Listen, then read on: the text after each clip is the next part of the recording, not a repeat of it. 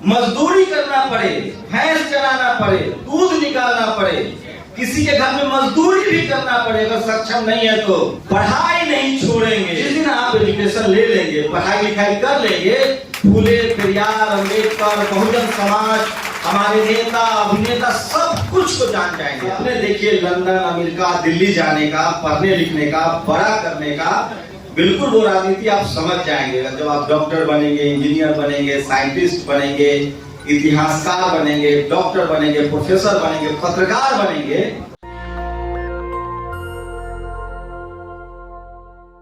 ये जो राष्ट्रीय सेमिनार और संगोष्ठी है बहुजन प्रतिभा सम्मान समारोह, तो नाम से सब कुछ स्पष्ट है और मैं 5 मिनट सिर्फ लूंगा और मैं चाहूंगा कि मेरी गुजारिश है, मैं भारत की नब्ज पकड़ना चाहता हूं एक पत्रकार के तौर पे, तो मैं चाहता हूं कि कुछ बच्चे हाथ उठाए जो यहाँ से बोलना चाहते हैं। कुछ बच्चे, स्टूडेंट, उसमें लड़कियां हो, छात्रा हो, स्टूडेंट हो, जो ये अंकल लोग, भैया लोग तो बहुत भाषण देते रहते हैं, लोग बहुत प्रैक्टिकल लोग हैं, बहुत ट्रेनिंग है इनकी। मुझे कुछ बच्चे चाहिए जो भाषण देना चाहते हो, वो 5 लोग हाथ उठाए, मैं अपना समय उनको दूंगा। 5 लोग जिसमें छात्राएं हो जो यहाँ आके और बोलना चाहते हैं। 1, 2, 5 लोग मेरे पास कम से कम 15 मिनट तो देते ही, तो 15 मिनट में 5-5 मिनट आपको देना चाहता हूँ। मैं जानना चाहता हूँ कि हमारी जो नस्लें हैं वो कैसे सोच रही है, वो क्या चाहते हैं। 5 लोग चाहिए मुझे जो बोलना चाहते हो। चलिए 1, 2, 3, 2 और कोई तो हिम्मत करो। तो जो 5 लोग हैं उनको मैं अपना समय दे रहा हूं। वो बच्चा कैसे सोचते, क्योंकि मुझे जानना है।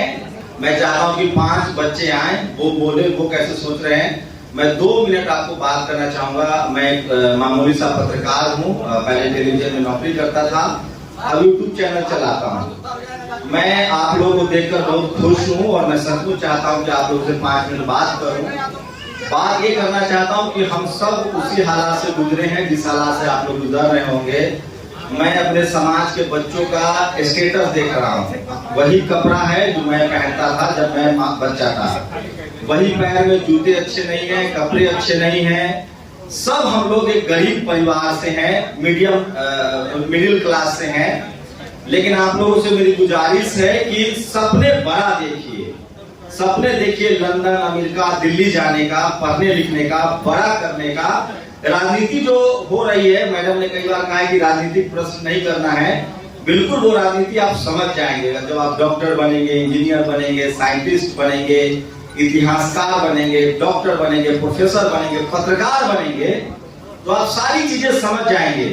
तो मैं आप लोगों से गुजारिश कर रहा हूं कि हम लोगों ने बहुत तकलीफें झेली हैं। ये ग्रामीण इलाका है, आप लोग भैंस चराते होंगे, बकरियां चराई है, भैंस चराया है, मछलियां पकड़ी है, मतलब ट्रैक्टर चलाया, तो तमाम काम किए हैं और उसके बाद में जेलों में जाके पढ़ाई की है।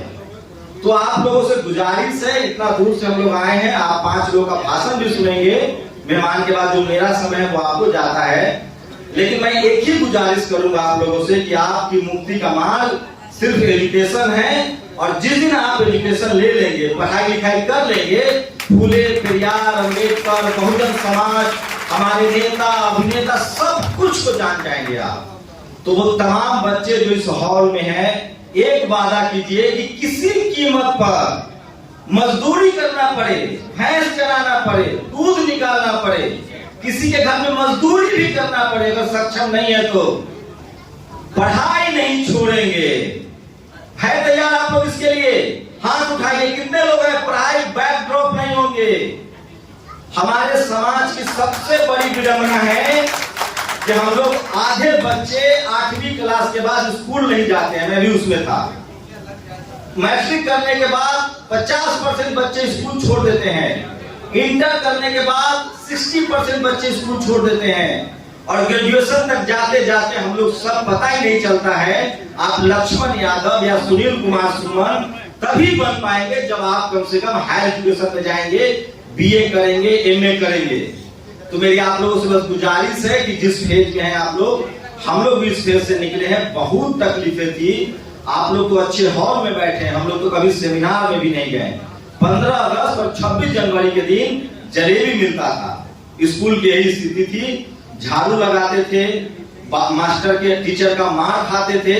अब तो स्थिति बदली है, टीचर कम से कम पिटाई नहीं करते हैं। तो थैंक यू, आप लोगों ने हाथ उठाया। बस कुछ मत करिए, एक चीज तय कर लीजिए कि हमें पढ़ाई नहीं छोड़नी है तो नहीं छोड़नी है। माँ बाप नाते रिश्तेदार लड़कियों को बहुत समझाएंगे, बड़ी हो गई हो, शादी कर लो, आर्थिक स्थिति खराब है। हम जानते हैं जो लोग बड़ी बहन होंगी, जो लड़की हैं, उनको घर भी देखना है, अपने छोटे भाई बहन को भी पालना है, माँ की भी भूमिका निभानी है, खाना भी बनाना है।